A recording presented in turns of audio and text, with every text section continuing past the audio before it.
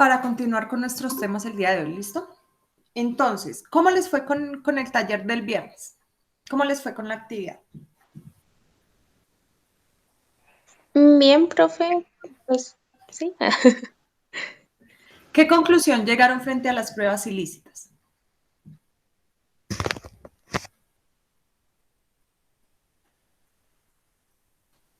Ahí sí, Que vulneran los derechos fundamentales como el derecho a la intimidad, la habeas data, que se pueden usar si se les llega a aplicar la regla de exclusión y algunos pues, no sé. Por ejemplo, el de las interceptación de comunicaciones. Esta se le ofrece es un control posterior a su aplicación para que sí, se le aplica un control posterior con el juez de garantías para ver cómo, si funcionó o no y qué derechos se está vulnerando a la persona y si valió la pena que se hiciera la interceptación. Y ya. Sofía, ¿ibas a decir algo?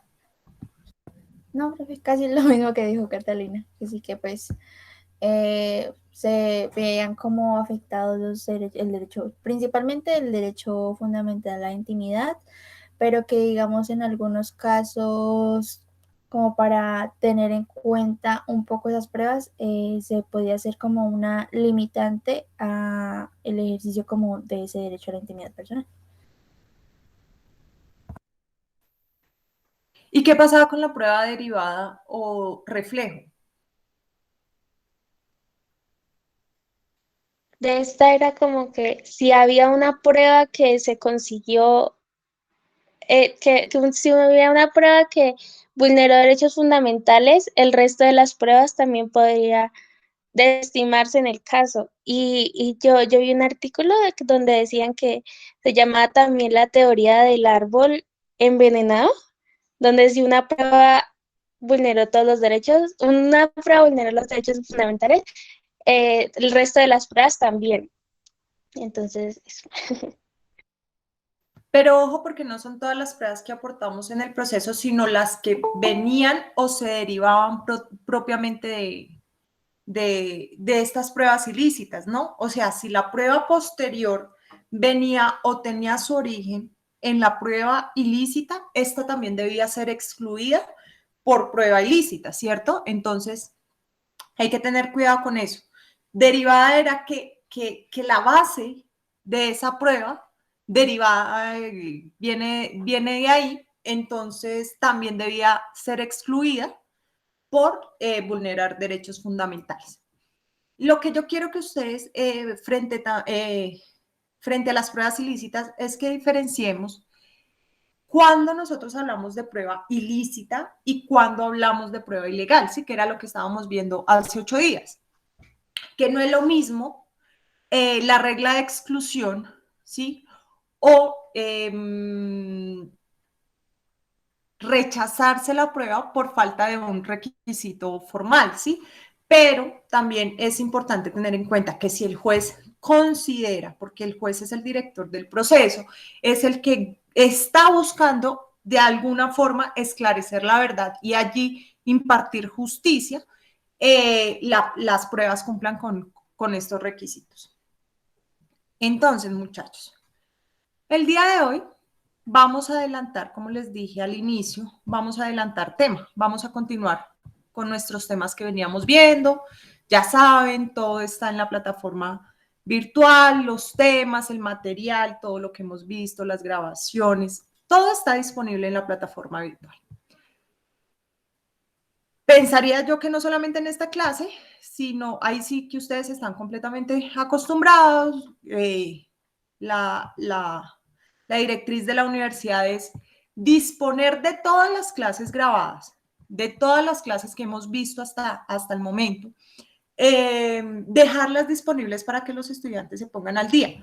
No entiendo si aquí en este grupo solamente hay una persona que no está en lista y por ende no está en lista, no tiene acceso a la plataforma virtual, no entiendo por qué los demás siguen sin ponerse al día. Si desde el 2 de agosto empezamos clases, estamos aquí todos los lunes y los viernes con el material, con las clases en cumplimiento. Entonces, todas las actividades para ponerse al día, todo se encuentra en la plataforma virtual. ¿Listo?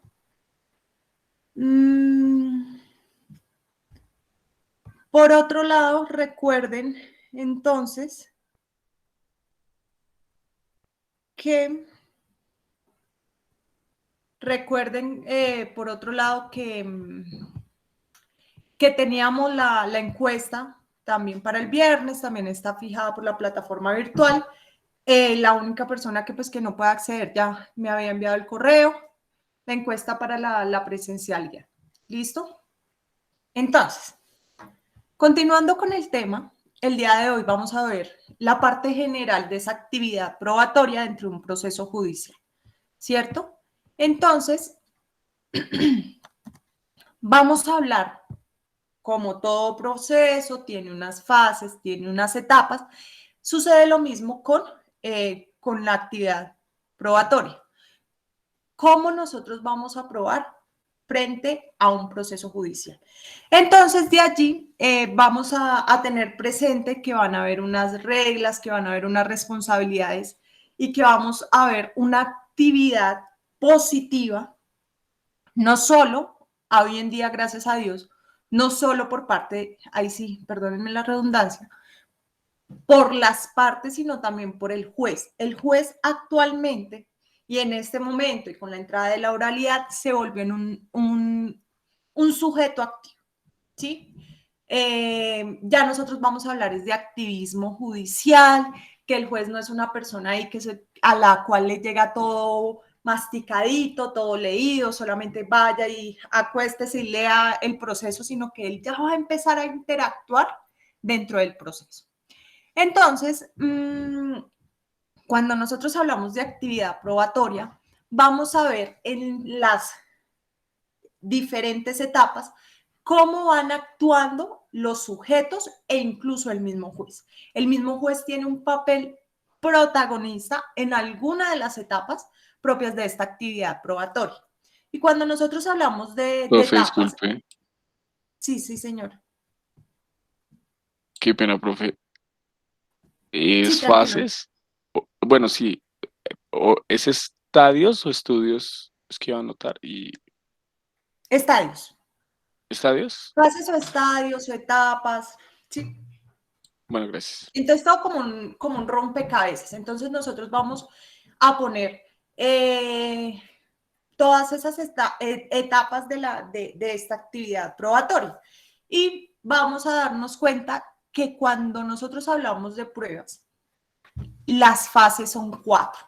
¿Sí? Nosotros vamos a hablar de 4 etapas en el proceso frente a actividad probatoria. Y esas etapas van a ser la solicitud, el decreto, la práctica de pruebas y la valoración probatoria. ¿Sí? Vamos a hacer esas cuatro etapas o vamos a pasar por esas 4 fases. Solicitud, decreto, práctica y valoración probatoria. Entonces, frente a la solicitud, ¿qué podemos decir? Vamos a respondernos estos 4 interrogantes. ¿Sí? Cuando nosotros hablamos de solicitud, hacemos referencia al petitorio de las partes, ¿sí? ¿Qué es lo que las partes están pidiendo? Enfocado no en los derechos sustanciales, sino en las pruebas. ¿Qué es lo que las partes de entrada le están pidiendo al juez con respecto a las pruebas? En ese sentido, entonces vamos a encontrar que las partes van a solicitar, ¿sí? Pero también ellas tienen obligación de incorporar o aportar ciertas pruebas. Entonces, vamos a verificar estas 4 preguntas. En primer lugar, ¿cómo se hace la solicitud? ¿Sí? ¿Cómo nosotros vamos a pedirle al juez las pruebas? Resulta que con la entrada en vigencia del Código General del Proceso, todos sabemos que se pasó de un trámite netamente escritural, ¿sí?, a un trámite oral. Resulta que en Colombia el proceso judicial, hablando en materia de derecho civil, derecho de familia, derecho administrativo y derecho laboral, no es netamente oral, ¿cierto? ¿Por qué se dice que esos procesos no son completamente orales?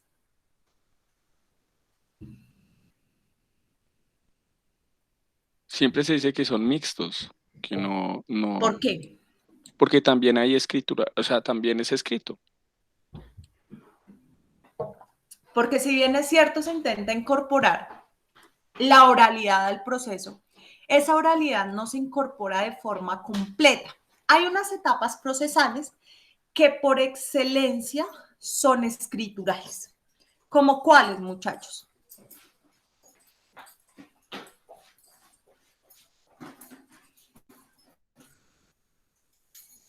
¿Qué etapas serán escriturales? Sería en la parte administrativa. En el derecho administrativo, ¿qué parte es escritural? Se puede decir que, no sé, de pronto sobre el régimen de un caso, por ejemplo, sobre una demanda sobre, digamos, hacia el Estado o hacia, no sé. Porque pues en la parte penal y familia me imagino que ya es en la parte de oralidad, pues ya que es uno de los temas que se... Penal, el derecho penal tiene su gran mayoría. Ahí sí presento mis excusas por no estar completamente segura, pero ustedes saben que yo poco manejo el derecho penal. Sin embargo, de lo que yo me acuerdo, de mi pregrado y bueno, de las nociones básicas y generales del derecho penal, que yo sepa y que yo entienda, el derecho penal es netamente oral. Sí, pero el resto de procesos tiene etapas escriturales, incluyendo el administrativo. ¿Por qué? ¿Qué etapas procesales son escriturales? Siguen siendo escriturales. Digamos, yo lo veo en el laboral, en la primera audiencia, inclusive siempre hay un escrito, hay un auto del juez fijo, no sé qué, siempre hay escritos, o sea, por más de que uno quiera, cuando se presenta la demanda y se acepta la demanda también, siempre hay escritos, es innegable. ¿Qué es lo que O sucede con bueno, estos se rechaza procesos? también para subsanar. ¿Qué es lo que sucede con estos procesos? Empezando porque yo, si voy a presentar, ¿cómo inicio un proceso judicial? Presentando una demanda. ¿Y la demanda qué contiene? Un escrito y el Código General del Proceso, la Ley 1437, el Código Procesal del Trabajo, ¿sí? Todas nos dicen, usted debe presentar una demanda escritural, ¿sí? ¿Y la contestación cómo se realiza? La contestación, el demandado debe proponer en un escrito que reúna estos requisitos, escritural. De allí que esos actos procesales, si bien es cierto, se incorpora en Colombia unas etapas orales, ¿sí? Como la práctica de pruebas, como los alegatos. Ojo, porque en la ley 1437, si mal no recuerdo, los alegatos son escritos, ¿sí? Pero, de resto, familia, civil, laboral, los alegatos son orales. En audiencia se surten los alegatos. Sí, entonces ahí, como bien lo decía Jorge hace un rato, si bien es cierto, estos códigos han intentado incorporar la oralidad a los procesos, el proceso sigue siendo mixto. Es decir, tiene ciertas etapas, tiene ciertos actos procesales que siguen siendo escriturales. Demanda, contestación, reformas a la demanda son escriturales, ciertos actos interlocutorios son escriturales. No todos se profieren en audiencia. ¿Cómo cuáles? los decretos de las pruebas se profieren por auto escrito antes de la audiencia inicial. ¿Sí? Un ejemplo, en procesos de única instancia. El juez cita audiencia, dice vamos a llamar audiencia de conciliación, vamos y empieza su decreto de pruebas, ¿sí? Antes de la audiencia. Forma escritural. Entonces, ¿cómo nosotros vamos a solicitar las pruebas? Si decimos que las pruebas se solicitan a través de la demanda, si hablamos de que la parte es demandante, o a través de la contestación de la demanda, si la parte es demandada, ¿cómo nosotros solicitamos la prueba? ¿De qué forma? Escrita. Escritural, ¿sí? Escrita. Nosotros con nuestro escrito de demanda presentamos la solicitud de pruebas. Entonces, ¿cómo lo hacemos? De forma escrita. ¿Listo? ¿Quién la solicita? En primera medida, quien hace la solicitud van a ser las partes, es decir, la demandada, el demandante va a realizar una solicitud de la incorporación que se tengan como pruebas tales y tales, ¿sí? Algunos medios probatorios que les vaya a servir de sustento sobre los hechos que esa parte demandante alega. Y si nosotros entonces hablamos del demandado, el demandado también tiene la oportunidad procesal para solicitar esas pruebas. Entonces, en primera medida, ¿quién hace la solicitud del material probatorio? Las partes. ¿Listo? Las partes. ¿Ante quién se presenta esa solicitud? ¿Ante quién la vamos a formular?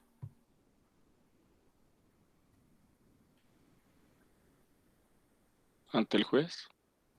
Ante el juez de conocimiento. ¿Sí? Entonces tengamos claro eso, esa parte final de conocimiento, el que conoce el proceso, el que nos va a fallar y decidir sobre lo que nosotros le estamos solicitando, es la persona a la cual nosotros vamos a hacer la solicitud. Juez de conocimiento. ¿Por qué hago énfasis tanto en juez de conocimiento? Porque en el proceso penal, como bien sabemos, ¿sí? Hay unos actos procesales que se hace ante otro juez diferente al de conocimiento, como por ejemplo, siempre medidas, bueno, la legalización de captura, sí, ciertas medidas no se hacen ante el juez de conocimiento, sino se hace ante un juez de control de garantías. Por lo tanto, la solicitud de pruebas que vamos a incorporar en el procedimiento, netamente hablando, entonces la vamos a realizar únicamente ante el juez de conocimiento. El que nos conoce del proceso, el que nos va a decidir, nos va a fallar esas pretensiones que nosotros elevamos en el proceso judicial. ¿Cuándo lo hacemos? Recuerden que los procesos van a presentar unas etapas, ¿sí? En primera medida, nosotros hablamos que las pruebas se presentan por excelencia en la primera instancia, ¿sí? Es decir, nosotros en el primer proceso judicial de primera instancia es donde nosotros vamos a solicitar las pruebas. ¿En qué oportunidades procesales? Las que me dice la ley. Por ejemplo, presentación de la demanda, contestación de la demanda. Antes del decreto de pruebas, nosotros también podemos aportarlas con ese acto procesal de reformas. En los traslados, a veces en algunos procesos, el demandado contesta, le corre en traslado al demandado para que se pronuncie sobre las excepciones. Ahí también se pueden aportar pruebas, ¿sí? Entonces vamos por partes.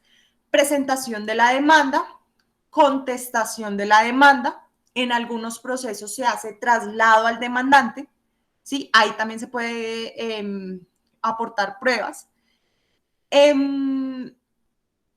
Reformas de la demanda, ¿sí? Yo como demandante puedo reformar la demanda inicial y allí en esa reforma proponer unas pruebas nuevas que no estaban incluidas en la demanda. Todo eso se hace antes, obviamente, de las audiencias.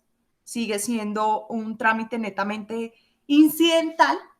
Y quinta oportunidad procesal para nosotros allegar pruebas al proceso es en los trámites incidentales. ¿Alguien sabe a qué hace referencia un trámite incidental? ¿O cuando nosotros adelantamos trámites incidentales en los procesos judiciales?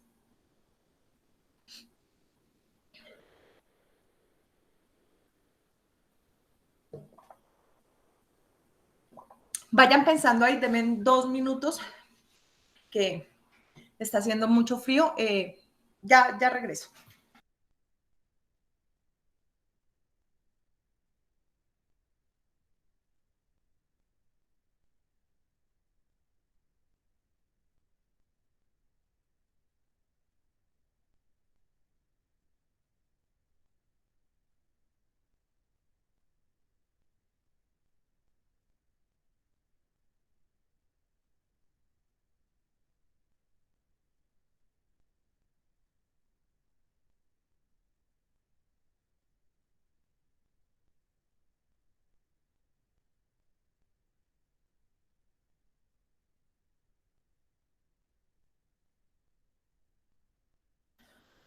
Listo. ¿Alguien sabe a qué se hace referencia con el trámite incidental? ¿Este no es cuando hay un desacato de un fallo? Puede ser. En materia constitucional, ¿Como una acción de cumplimiento? es diferente la acción de cumplimiento con el incidente de desacato. Yo busco con la acción de cumplimiento que se haga cumplir la decisión, que se haga cumplir la ley. Ah, sí, ya. Y con el incidente de desacato es La proponerle sanción al juez disciplinaria. una Ajá, sí, ya sanción recordé. en cuanto al incumplimiento. Sí. Pero entonces, ¿para qué son los incidentes?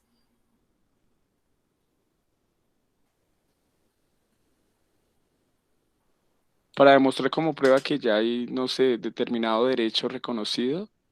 Mm.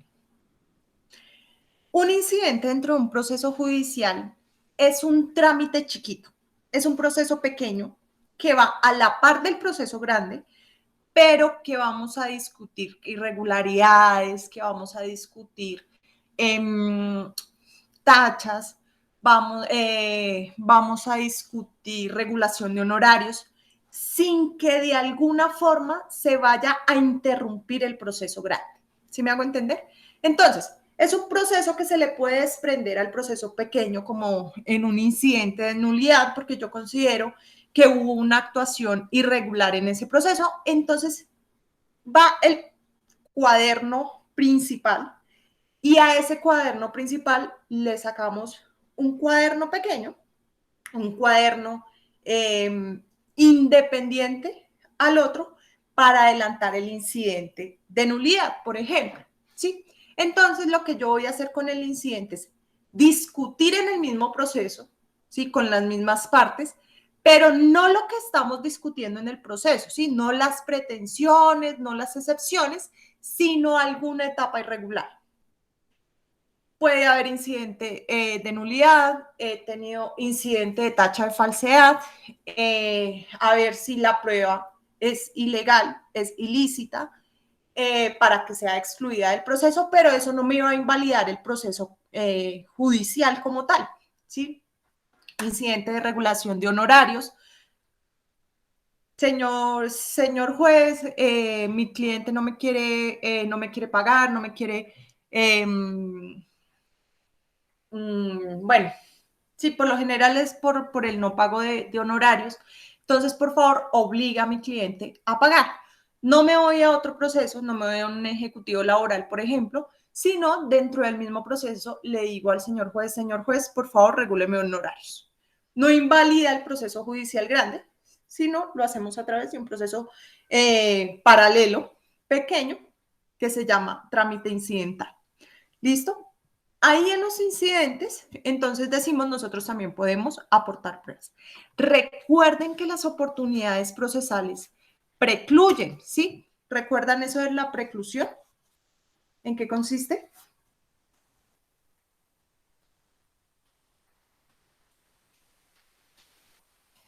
Cuando es Recuerden. extemporáneo. Exactamente, que la etapa procesal termina, ¿sí? Dejamos vencer la etapa procesal, dejamos que el tiempo pase y no presentamos las pruebas, me precluyó la oportunidad procesal para aportarlas al proceso judicial. Entonces recuerden que las oportunidades procesales precluyen. En segunda instancia, aportar pruebas es muy difícil. ¿Por qué? Porque en los estatutos procesales nos dicen que no se pueden practicar pruebas diferentes a las que se hayan solicitado o decretado en la primera instancia. O sea, ya la segunda instancia nos llega más restrictiva. Nosotros no podemos hablar o no podemos hacer referencia a, es que me voy a apelación y en la apelación solicito una prueba nueva, a menos que la prueba no se tenía conocimiento, acceso y llegó después del fallo de primera instancia, sí el magistrado lo considera pertinente.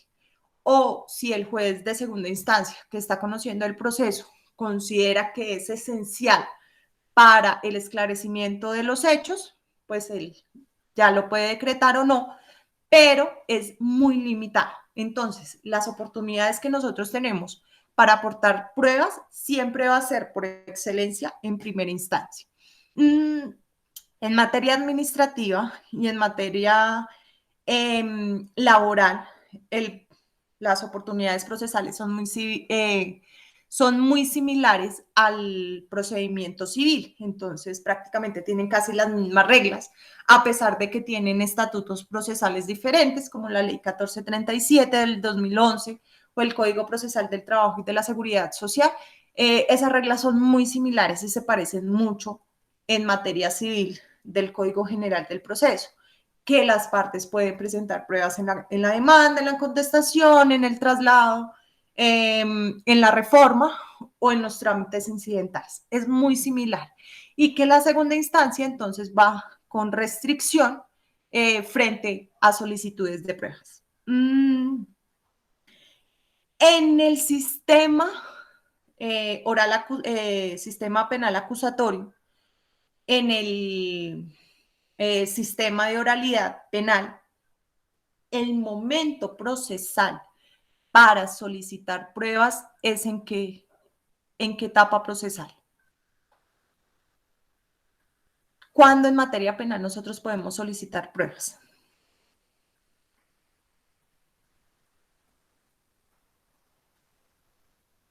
Chicos penalistas, ¿en qué etapa procesal se piden las pruebas en materia penal? En el juicio oral. ¿Juicio oral? ¿Seguro? Bueno, la audiencia preparatoria, pero pues está dentro de esas 3 fases. Sí. Ojo porque estamos hasta ahorita solicitud. En la audiencia preparatoria de forma oral, ¿sí? Es donde se solicitan las pruebas. Fiscalía, demandado no, acusado, ahí sí excúsenme el arraigo al derecho privado. El acusado o la defensa, las víctimas pueden solicitar pruebas en la audiencia preparatoria y el mismo juez, bueno, ahorita vamos a hablar del decreto, pero es en esa etapa procesal, en el sistema penal acusatorio, donde se solicitan las pruebas, en la audiencia preparatoria, ¿sí? La audiencia preparatoria al juicio oral. Eso tengámoslo en cuenta, porque en esa materia, en materia penal, se solicitan de forma oral y en audiencia preparatoria. ¿Listo? El decreto de pruebas. Entonces, como les decía anteriormente, aquí ya entra a haber un papel protagonista por parte del juez, ¿sí? ¿Por qué? Porque él va a entrar a revisar, a analizar esos medios probatorios, ¿sí? Esos medios probatorios si cumplen con los requisitos extrínsecos e intrínsecos. Bueno, ya vimos los intrínsecos ya son propios de cada medio probatorio, ya lo habíamos dicho, ¿sí? Y los veremos cuando veamos medios probatorios. Pero por el momento, en este decreto de pruebas, lo que va a hacer el juez es revisar si la prueba me cumple con los requisitos. ¿Cuáles son los requisitos? Si es conducente, si es pertinente, si tienen utilidad para el proceso, ¿sí? Si cumplen con los parámetros legales, si no vulneran los derechos fundamentales, ¿sí? Y si es así, si no me cumple con esos requisitos de forma general, lo rechazan o aplican la regla de exclusión por tratarse de una prueba ilícita, que fue lo que vimos la semana pasada. Entonces aquí lo que va a entrar, la única parte, o más bien la única persona que tiene papel activo en esta etapa del decreto, va a ser el juez frente al análisis de cada medio probatorio solicitado y aportado en el proceso, en estas etapas que acabamos de ver, y él nos va a decir si esta prueba es conducente, es pertinente, porque está encaminada a este hecho que está en discusión todavía y necesitamos esclarecer. Entonces, traigámosla al proceso. ¿Listo? Aquí solamente nos participa el juez. En la práctica de las pruebas, ya vamos a decir que esta etapa de la práctica es cuando vamos a ejercer nuestra prueba judicial. Profe, ¿y cómo en la práctica? Depende del medio probatorio, ¿sí? Cuando nosotros hablamos de dictamen pericial, tiene unos requisitos, se siguen unas reglas para la práctica, lo mismo para el interrogatorio de parte. Tengan presente que en el interrogatorio de parte las reglas son diferentes que para los testigos. Tenemos objetivos distintos, por lo tanto tenemos reglas diferentes. Aquí en la práctica de pruebas, lo que vamos a realizar es, perdónenme la redundancia, vamos a practicar esos medios probatorios y los vamos a poner en práctica. Entonces, profe, ¿cómo practicamos una documental? Pues la documental, tanto de practicarla no mucho, sino que ya vamos a entrar a la etapa de valoración con la documental. Pero cuando nosotros hablamos de práctica son esas pruebas que se realizan por parte del juez, obviamente como director del proceso, y va a estar orientado al cumplimiento de esos requisitos. Llamamos al testigo que no haya escuchado la declaración de la parte o de las partes, ¿sí? Que sea un tercero realmente imparcial, que nos cuente, que venga y nos traiga el relato de cómo sucedieron los hechos según su perspectiva, ¿sí? Entonces, eso es lo que vamos a hacer en esta etapa procesal. Aquí en esta práctica de pruebas, esa se va a llevar a cabo en la audiencia de instrucción y juzgamiento.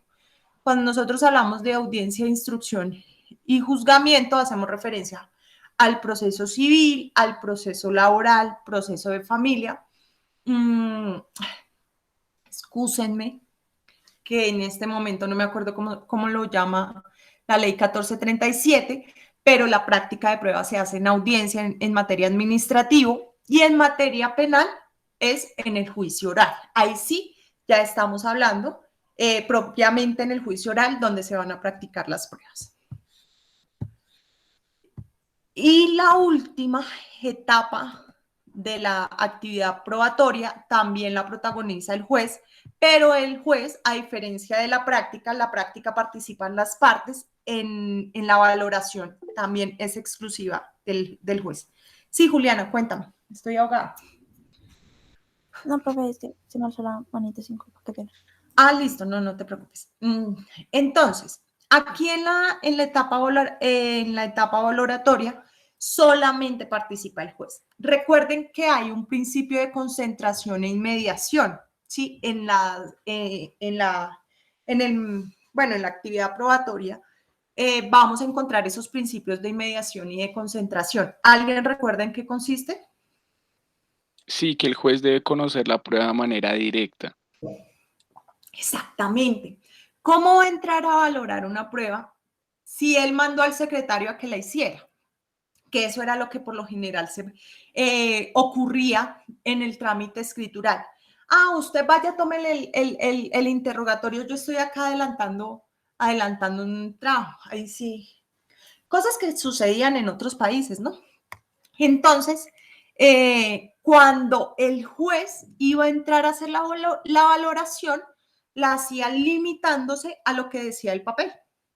Entonces, una de las mayores críticas y de los mayores avances con la oralidad es que quien debía estar en primera fila con la prueba era el mismo juez. Oiga, señor juez, usted es el que va a fallar, no va a fallar su secretario, no va a fallar su judicante, no va a fallar su funcionario, sino va a fallar usted. Así que me hace el favor, señor juez, usted no puede delegar esa función de la práctica, ¿sí? Porque es que lo necesitamos ahí, en primera fila, la persona destinataria de la prueba es usted. Usted no puede delegar. En algunos casos muy excepcionales se delegan ciertas pruebas que se llaman pruebas por comisionado. Vamos a ver después de qué se tratan y a qué nos hace referencia y cuáles van a ser los requisitos, pero por excelencia y por regla general, el juez de primera mano es el que practica las pruebas y por ende es el que le da valoración probatoria.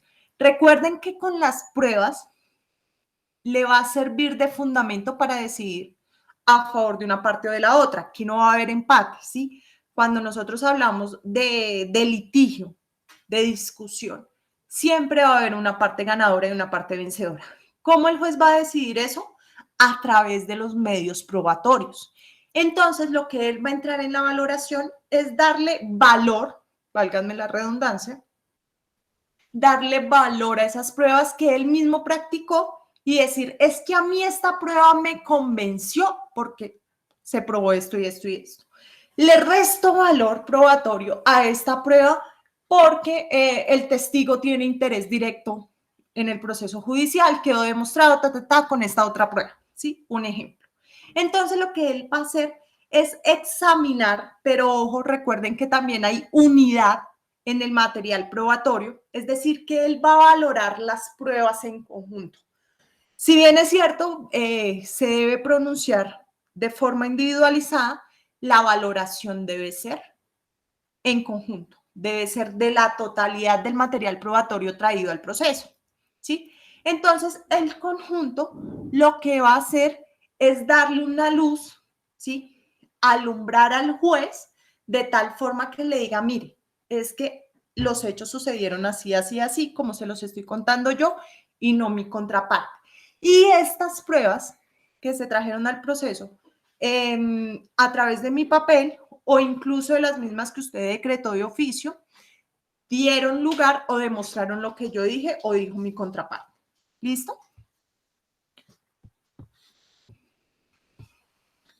Entonces, muchachos, esas son las etapas de la actividad probatoria. Hay algo en el microdiseño y es un tema de todas formas muy interesante. Se llama la prescindencia total o parcial del término probatorio. ¿Qué sucedía? El Código de Procedimiento Civil, en su artículo 186, traía la posibilidad que las partes de común acuerdo, no sé si puedan ver, si alcancen a ver bien ahí.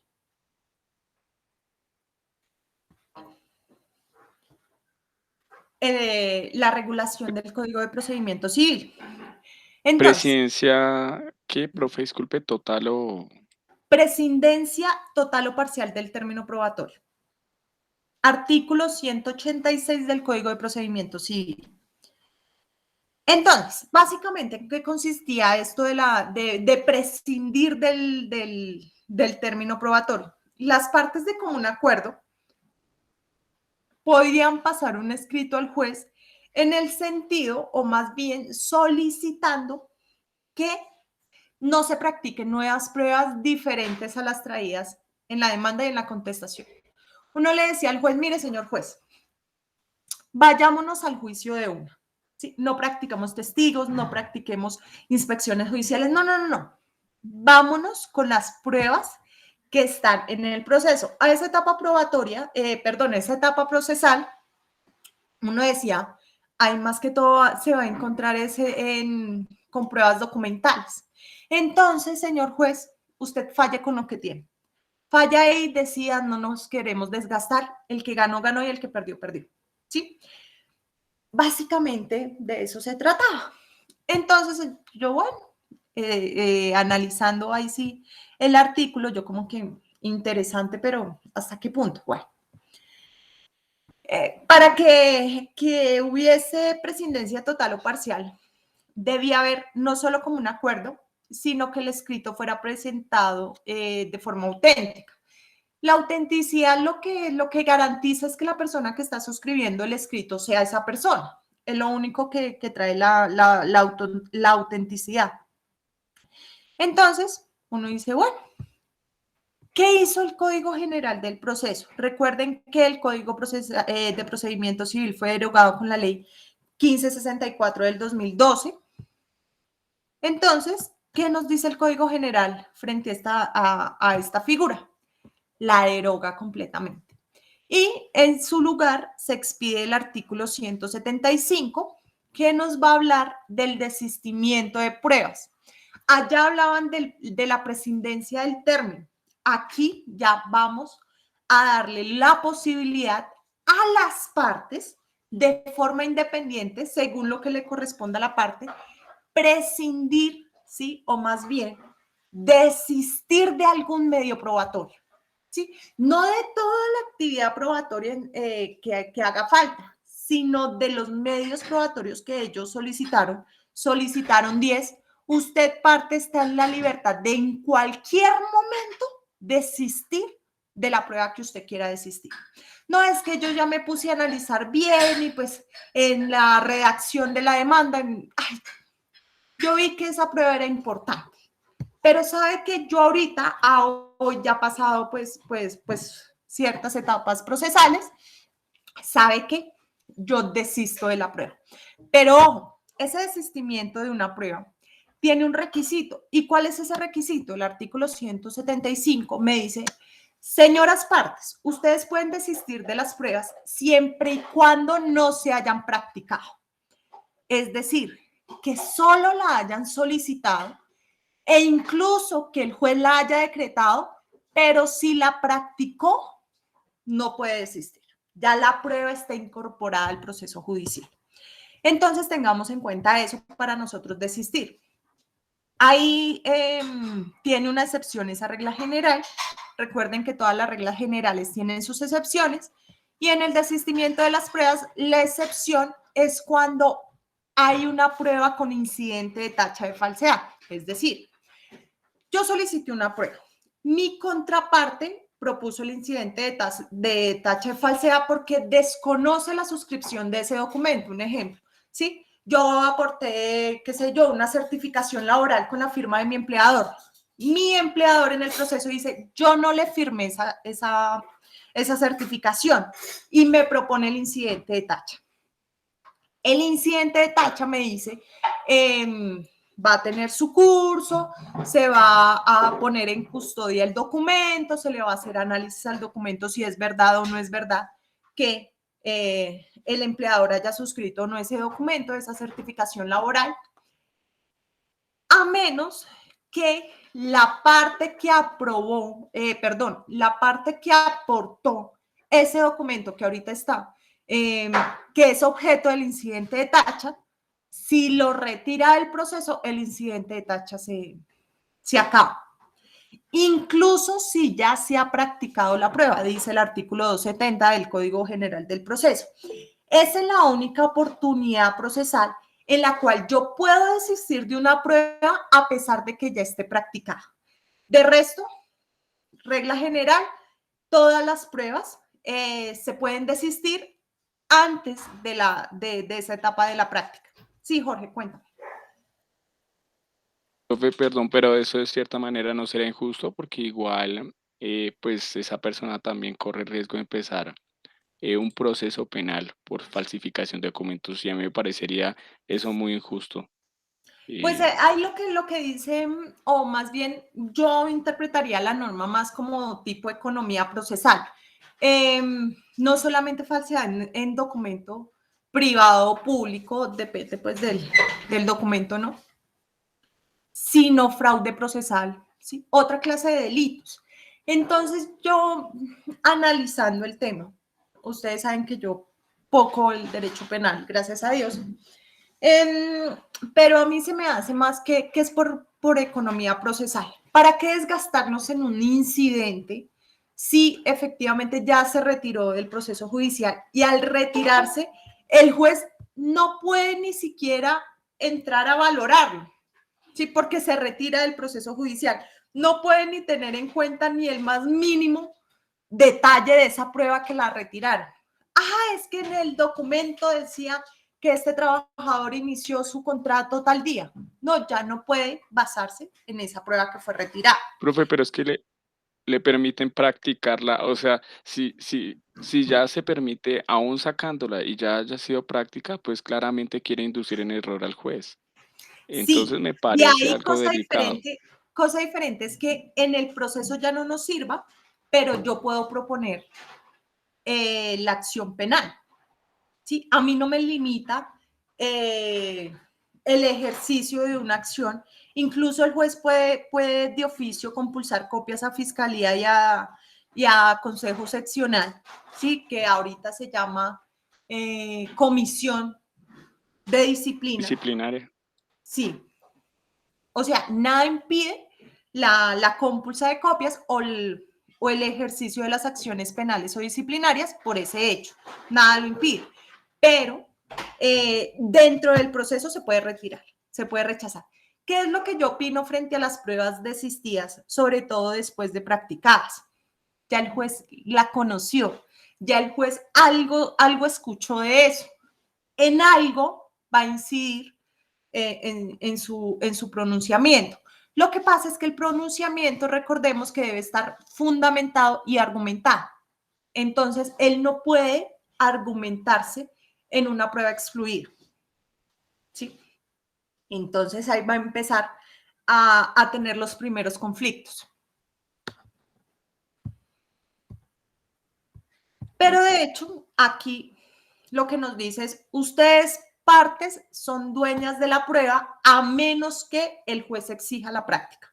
Eso también puede suceder, lo he visto, que a pesar de que una persona desista o una parte desista de una prueba, el juez dice, qué pena me da, señora parte, pero yo considero que es indispensable escuchar este testigo y ya no va a ser una prueba de la parte, sino yo la decreto de oficio. Pero eso ya lo vamos a ver. ¿Listo?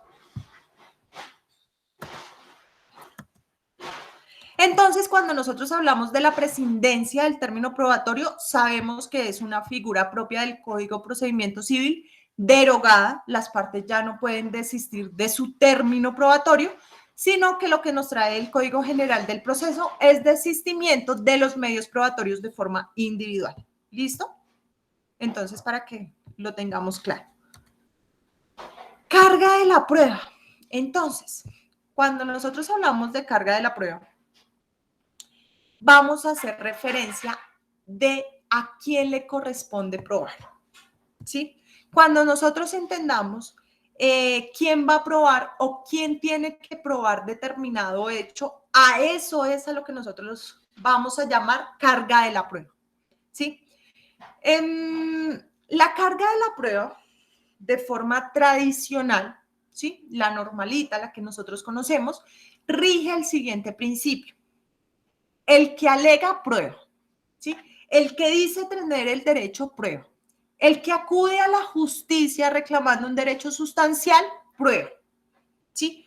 No es solamente decir, es que yo tengo derecho a mis prestaciones laborales. Ah, sí, pruébelo, ¿sí? No solamente es el hecho de manifestar, de afirmar, de tener la plena convicción de que tiene un derecho, sino es probar que eso es así. ¿Listo? Y a eso nosotros le vamos a llamar carga de la prueba. De la parte tradicional, ¿sí? Hablamos de prueba estática. Quien alega, prueba. Si usted alegó lo contrario, pruebe que no es como lo dice la parte, sino que es de otra forma. Lo que usted manifiesta, lo que usted alega es objeto de prueba. Entonces, ¿qué debe hacer? Probar. Sin embargo, empezaron a surgir unos conflictos. ¿En qué consistió esos conflictos? Que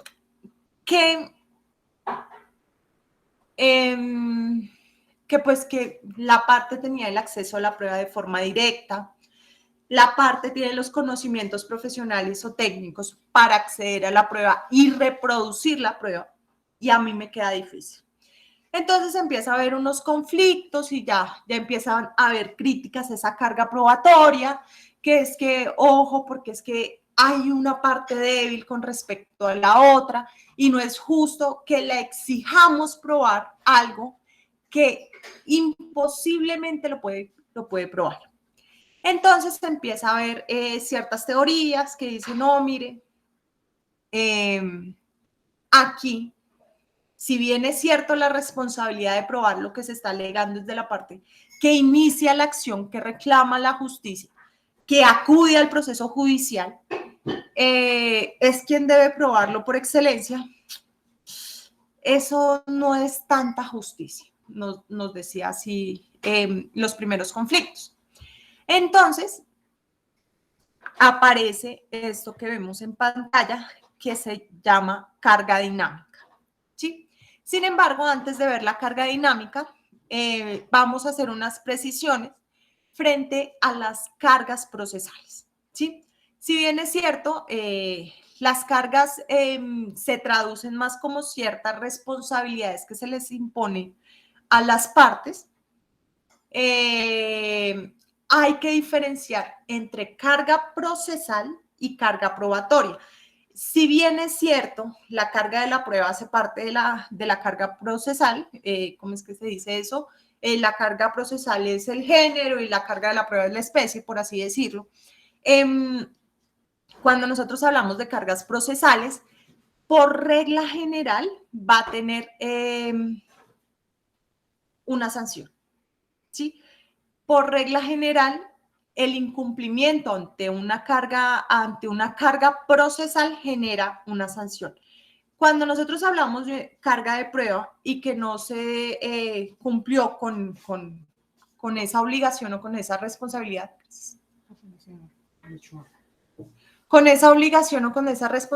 lo que genera en el proceso no va a ser una sanción propia de una carga procesal, sino va a ser una desventaja con la contraparte.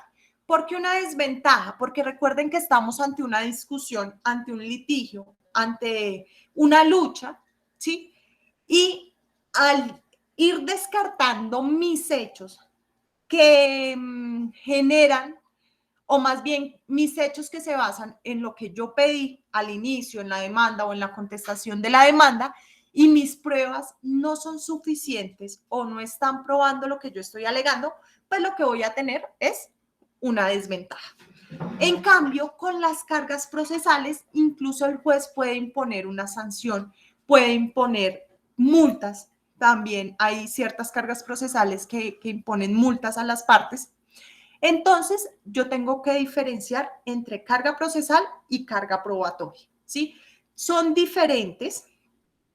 De todas formas, son responsabilidades, una responsabilidad frente al proceso, que es aún mayor, y el no cumplimiento de esa carga procesal me va a generar una sanción, me puede generar una sanción dentro del mismo proceso inclusive, y lo que me genera el no cumplimiento de la responsabilidad frente a las pruebas es la desventaja, ¿sí? Que yo estoy dejando cojo a mis hechos, que yo estoy dejando sin fuerza alguna las afirmaciones que yo dije al inicio del proceso judicial. Entonces, teniendo en cuenta esas diferencias, vamos a mirar la carga de la prueba como regla de valoración, la carga dinámica de la prueba y la iniciativa del juez. ¿Listo? La iniciativa probatoria del juez. Entonces, la carga probatoria si bien es cierto, se mira como responsabilidades, ¿sí? El juez puede tener la carga probatoria incluso en la valoración, ¿sí?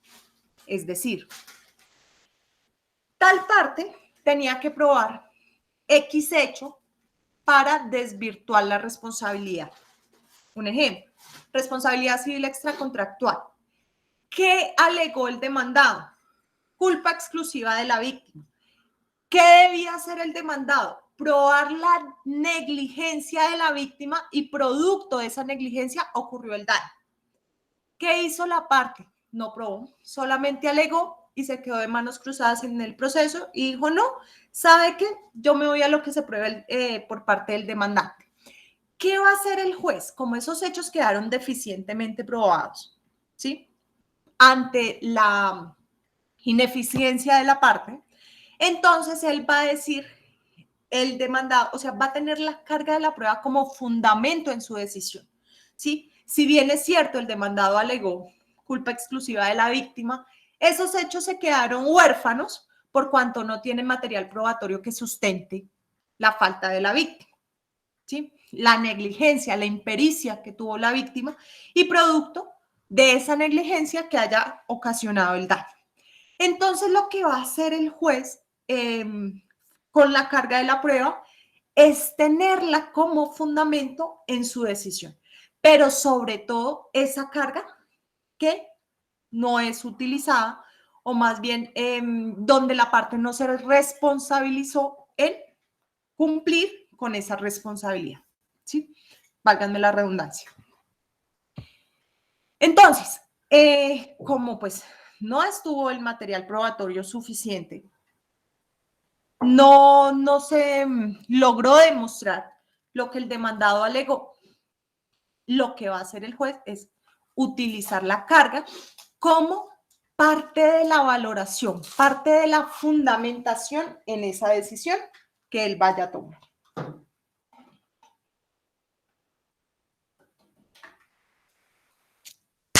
Entonces, no sé si haya quedado claro en qué momentos procesales se utiliza la carga de la prueba como regla de valoración.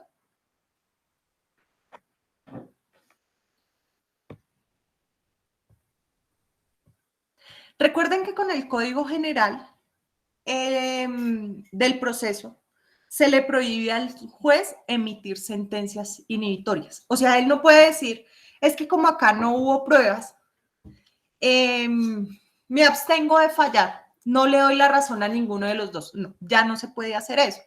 Ahí sí le quedó como rotundamente prohibido el hecho de emitir sentencias inhibitorias a los jueces. Sí o sí tienen que fallar de alguna forma. Y el fallo de alguna forma es darle la razón o bien al demandante o bien al demandado. ¿Cómo lo voy a hacer? A través de las pruebas. Mi proceso me quedó huérfano de pruebas, no tiene pruebas. Entonces, él va a utilizar la carga de la prueba, es decir, lo que le correspondía a cada parte probar para incluso tomar la decisión. ¿Listo? Carga dinámica de la prueba. Cuando nosotros hablábamos de carga dinámica de la prueba, hacíamos referencia que por regla general el que alega es quien prueba, ¿sí? El que demanda tiene toda la carga de probar lo que está solicitando. Sin embargo, ocurría que estábamos ante situaciones en las cuales era difícil el demandante acceder a ciertas pruebas porque estaban en cabeza exclusiva de su contraparte. Ejemplo, resulta, esto sí me pasa muy seguido con mis procesos, sobre todo laborales. Resulta que el trabajador llega a mi oficina. Bueno, mire, es que yo firmé un contrato y en el contrato me decía que yo tenía derecho a salarios, bonificaciones, comisiones y Entonces yo le decía, listo. Entonces vamos a demandar que su salario no es de un mínimo sino que de conformidad con el contrato, el salario incluso ascendía hasta 2 millones de pesos quincenales, un ejemplo. Adivinen qué pasaba con el bendito contrato.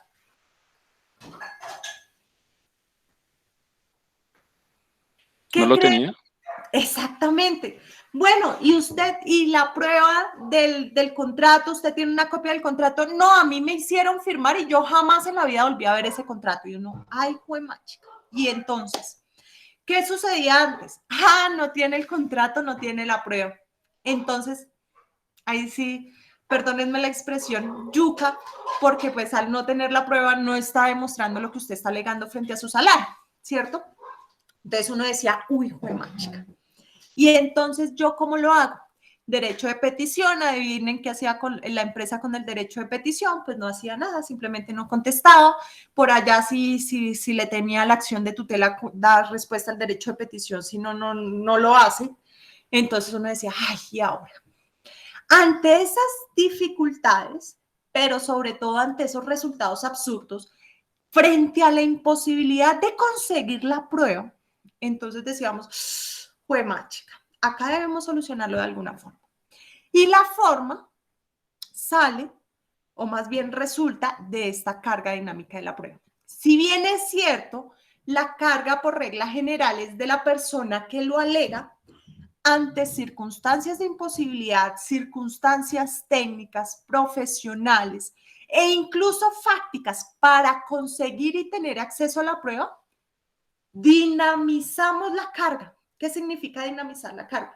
Que si bien es cierto, al inicio la tenía la parte demandante y esa parte demandante alegó imposibilidad fáctica para acceder al contrato de trabajo porque está en custodia, o más bien lo tiene en custodia el empleador, sí, en sus archivos está, con el solo hecho de yo decirle al señor juez, oiga, señor juez, es que a mí se me hace imposible acceder a ello porque el contrato está en la empresa y a mí no me dejan entrar en la empresa y mucho menos en los archivos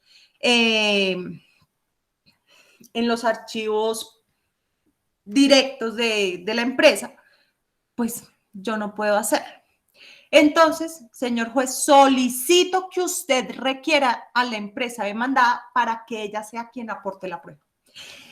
Entonces, el señor juez, evaluando obviamente las circunstancias, ¿sí? Dice, sí, efectivamente, tiene razón lógica de ser.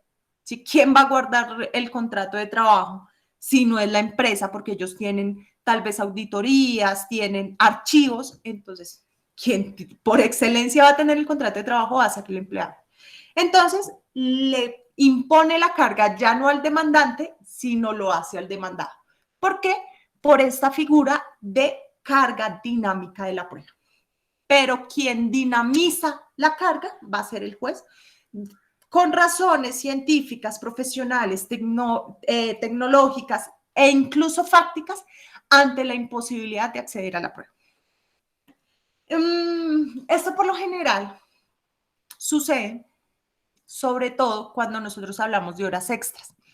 Las empresas, casi que en su gran mayoría, llevan un control de ingreso y de salida de los trabajadores. Es decir, cada vez que un trabajador ingresa a la empresa, registra su ingreso, hora, y cada vez que sale, registra su salida. Ay, es que yo trabajé horas extras. Ay, güey, madre. ¿Y cómo lo probamos? No, yo incluso salía después de que todos los trabajadores hubiesen salido. ¿Y usted tiene acceso? ¿Y usted registraba su entrada y su salida? Sí, claro, allá nos ponían un carnet en el cual cada vez que yo entraba tenía que registrarme con mi carnet y cada vez que yo salía tenía que registrarme con el carnet. No, esos son los datos perfectos, la prueba perfecta para demostrar a qué horas entraba y a qué horas salía. ¿Será que la empresa así de chéveres aporta eso? Está como difícil, ¿no? Entonces lo que yo hago es manifestar al señor juez que existe ese registro, que es indispensable para lo que se está debatiendo, para las pretensiones, si tiene derecho el trabajador a devengar horas extras o no. Entonces solicito, señor juez, requiera a la empresa demandada para que aporte ese registro. Entonces, de allí sale la carga dinámica de la prueba. Tenemos que hablar, cuando hablamos de carga de la dinámica de la prueba, ¿qué sucede en materia penal? Cuando nosotros hablamos en materia penal, hay un principio de inocencia, ¿sí?, que debe ser desvirtuado. Es decir, la carga probatoria para demostrar la comisión o no de un delito que se le está imputando a una persona es exclusivamente del Estado. El Estado tiene que entrar a desvirtuar la presunción de inocencia. Por lo tanto, nosotros no podemos imponerle carga al acusado, a la defensa, ¿sí?, imponer carga probatoria que tienda a desvirtuar su inocencia, ¿sí? Entonces, cuando nosotros hablamos en materia penal de carga dinámica de la prueba, tenemos que tener en cuenta eso, que esa persona es inocente y no se le puede dinamizar la carga frente a pruebas que desvirtúen su inocencia. Eso es facultad exclusiva del Estado y así lo deben mantener, y la Fiscalía debe procurar, ella por sus propios medios, de hecho los tiene, conseguir todo el material probatorio que demuestre la comisión de ese delito. Y no se puede dinamizar la prueba porque es que el demandado tiene, no. Sí podemos dinamizar frente a esas pruebas que demuestren la inocencia de ese acusado, más no las que demuestren su culpabilidad. El juez no puede dinamizar. Así que la carga dinámica de la prueba en materia penal es restrictiva, a que no se le pueden exigir pruebas al acusado o a la defensa que tiendan a demostrar la culpabilidad en la comisión del delito. ¿Listo? ¿Dónde vamos a ver más que todo la aplicación de la carga dinámica de la prueba? Imagínense que en administrativo, en algunas cosas, ¿sí?, en algunos procesos, frente a algunos actos administrativos, hay carga dinámica de la prueba. También, cuando nosotros interponemos procesos de responsabilidad médica por mala praxis profesional, hay carga dinámica de la prueba. Quien debe demostrar que actuó diligentemente, que actuó con pericia, con cuidado, fue el médico, ¿sí?, o el servicio médico. Por lo tanto, hay carga dinámica de la prueba. ¿En qué otros procesos? Procesos de simulación hay carga dinámica de la prueba. Injurias y calumnias hay carga dinámica de la prueba. Es decir, yo manifiesto que esa persona me calumnió, la otra tiene que demostrar que no fue así. Carga dinámica de la prueba. Procesos de alimentos. Recuerden que cuando hablamos de procesos de alimentos, por regla general hablamos de menores o personas en situación de debilidad manifiesta, por lo tanto, hay carga dinámica de la prueba.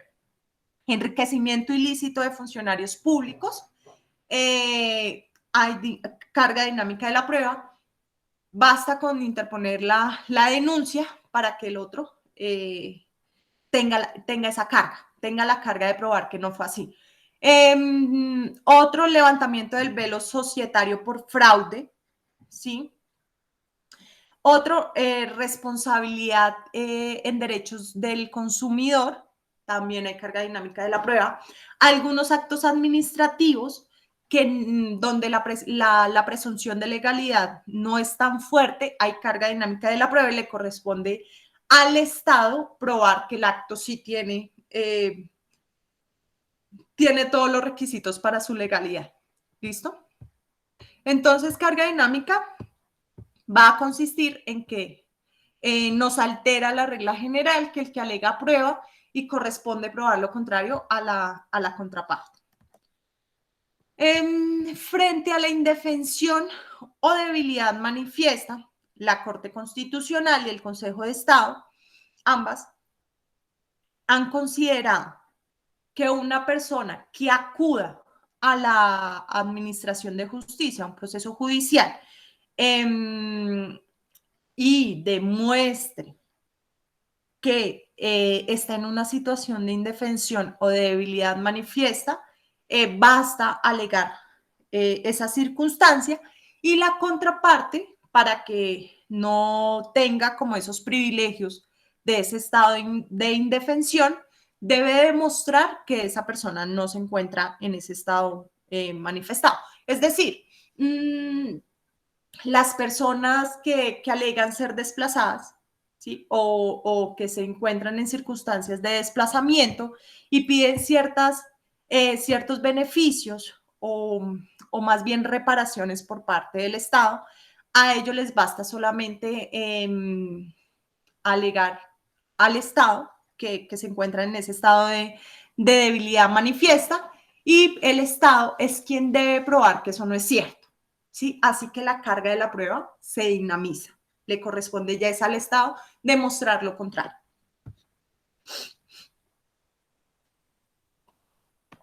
Finalmente, la iniciativa por parte del juez en la actividad probatoria es una de las mayores expectativas.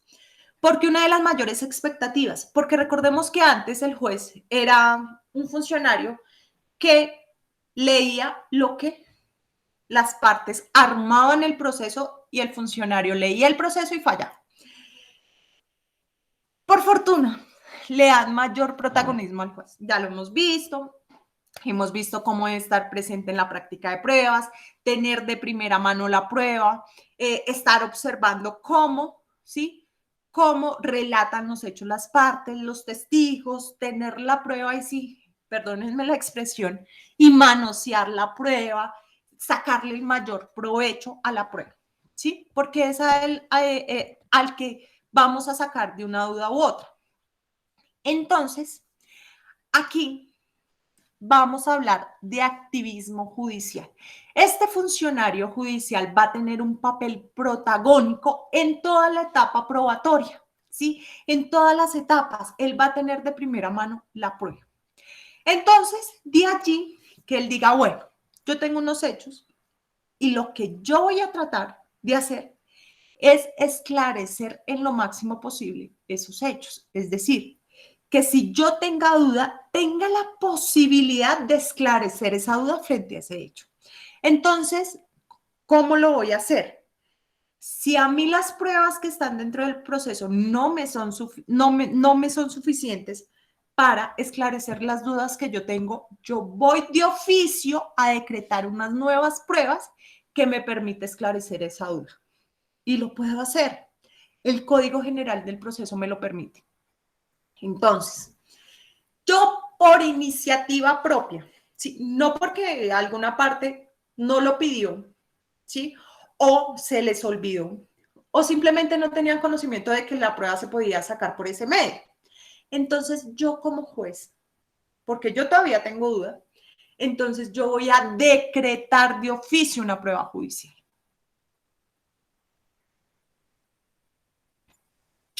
Esto algunos lo han visto con buenos ojos porque resalta el papel activo que debe tener el juez. Otros han surgido ciertas controversias frente a ese papel protagónico. ¿Cuáles son las dos más principales? Es que al juez estar decretando de oficio, ¿sí? Le está quitando la carga que tienen las partes de probar lo que ellas alegaron. Que si está pidiendo algo, pues entonces pruebe esos fundamentos, esos sustentos que le da derecho a eso que está reclamando, ¿sí? Entonces, ¿usted por qué le va a quitar la prueba, la carga? ¿Qué se ha dicho frente a esa primera crítica, frente a la exoneración de la carga de la prueba a las partes? Se ha dicho no, es que lo que sucede es que para el juez hay un hecho que todavía no está claro. Entonces, como no está claro, lo que él busca es esclarecer, pero no significa que los otros hechos no sean susceptibles de probarse y las partes entonces no tengan la carga probatoria frente a los otros hechos. No, es una circunstancia pequeña, concreta, específica, que el juez quiere esclarecer y a través de ello es que está decretando de oficio. ¿Sí? Oficiosamente está pidiendo esa prueba. Pero no le estamos quitando la carga probatoria a las partes. Las partes de igual tienen otras cargas, tienen otros hechos que deben demostrar. Otra crítica o señalamiento frente a esta iniciativa por parte del juez es la siguiente. ¡Ay, claro! Es que como el juez decretó su prueba, ¿sí? Le va a dar mayor valor probatorio a esa prueba que él decretó. Pues obvio, si no ve que la prueba es del juez. Entonces, el resto de las pruebas, sí, las pruebas que yo como parte aporté al proceso, van a valer 0 frente a la prueba que trajo el juez.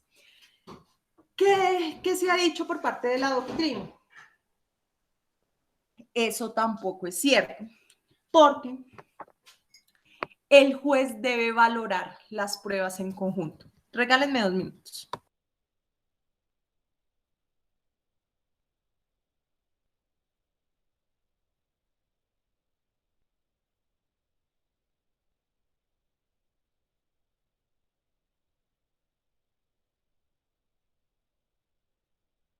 Entonces, ¿qué se ha dicho frente a esta crítica? Esa crítica, ahí sí como hablamos nosotros, eso es pataleta de ahogado. Eso no es cierto que el juez le vaya a dar una mayor valoración a la prueba que él trajo al proceso con respecto a las demás pruebas aportadas por las partes. No es cierto, ¿por qué?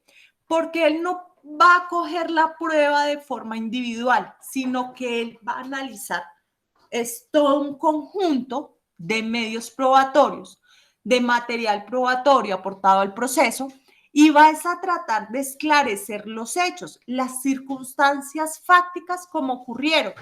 Y eso es lo que va a permitir la prueba oficiosa, no que él va a tener mayor valor probatorio la prueba decretada de oficio que la prueba traída de la parte que tal vez controvierta lo que dice de oficio o lo que se hizo de oficio. Eso no es cierto. Usted, señor juez, va a valorar el conjunto.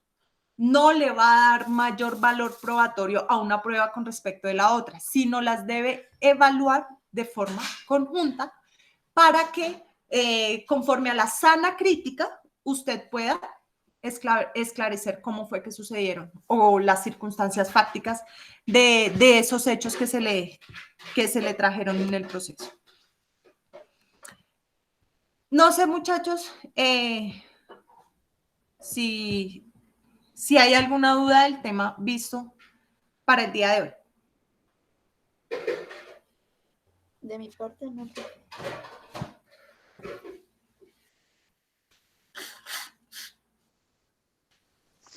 De mi parte tampoco. Listo. Entonces, ya saben, ya vamos viendo, vamos avanzando en nuestros temas. La próxima clase, entonces, vamos a ver clases de prueba. Vamos ya a entrarnos un poquito con estas pruebas. Prueba trasladada, prueba extraprocesal o anticipada. ¿Sí? Vamos ya a entrar un poquito en enfoque. Creo yo que al día de hoy ya estamos todos matriculados, ya estamos todos los que pues vamos a terminar la materia, o más bien vamos a continuar viéndola. Por lo tanto, el viernes, el día viernes, por favor, recomendación, todos asistir, porque la idea es proponer y ponernos de acuerdo de cómo vamos a realizar la GETI. Sí, la GETI ya está expuesta, en la primera clase di las orientaciones de qué iba a tratar, de qué iba a corresponder la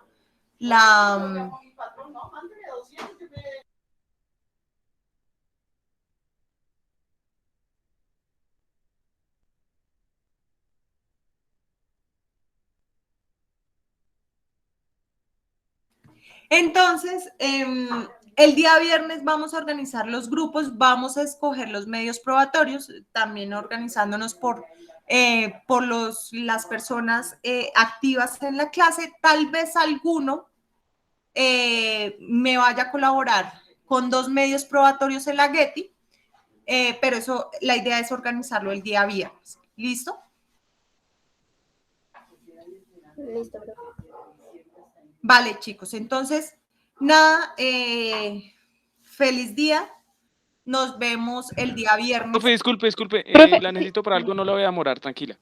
Listo. Sí. yo, Doctora, profe, una igualmente para pregunta. mí, me regalé unos minutos. Entonces regálenme 5. Ivy, ¿me ibas a preguntar algo? Sí, señora, era para preguntarte, estas diapositivas también las encontramos en el campus, ¿sí? Sí, están en el campus y ya en horas de la tarde les dejo la grabación también en el campus virtual. Ah, listo, profe, ok, Listo. muchas No te gracias. preocupes. Bueno, profe, hasta Bueno. luego. Entonces voy a detener la grabación y ahí sí los escucho. ¿Listo?